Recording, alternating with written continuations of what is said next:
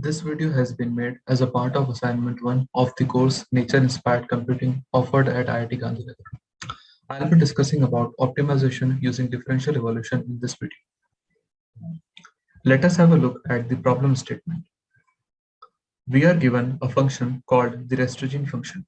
This is the mathematical equation of the function. The function with parameter a equal to 10 and n equal to 2 maps a 2D domain that is R square to a 1D domain that is R. And the parameters x1 and x2 can take values from this range. It is known that the function takes a global minimum value of 0 when both the parameters, that is x1 and x2, are 0. This is the 3D plot of the Restringent function. As we can see that the function has a large number of local minima. And if we try to find the global minima using traditional approach, then it will be very hard. That's where optimization using differential evolution comes into play. I have implemented the differential evolution algorithm using these parameters.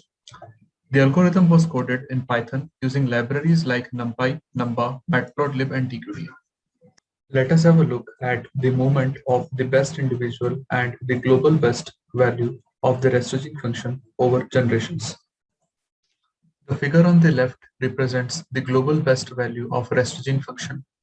The x-axis represents the number of generation and the y-axis represents the value. The current value is 8.1 after the first generation.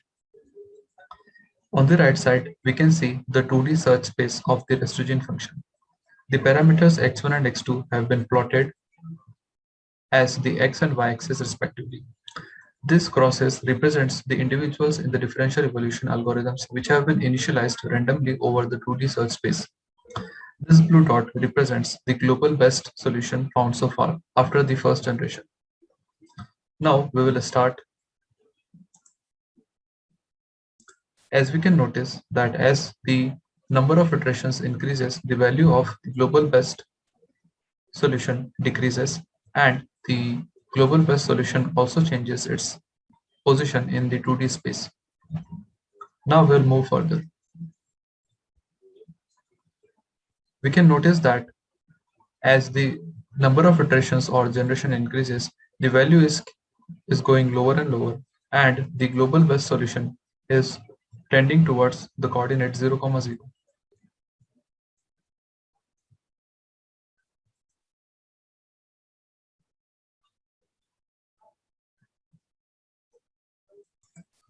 Let us have a look at the final result obtained.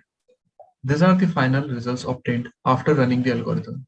We can notice that after the 150th generation, the global best value of the function achieved is very close to 0. This is the particle in the search space which led to this global best value.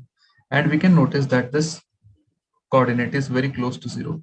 That is, the Restringent function achieves a global minimum value of 0 when the coordinate is 0, 0. Thank you.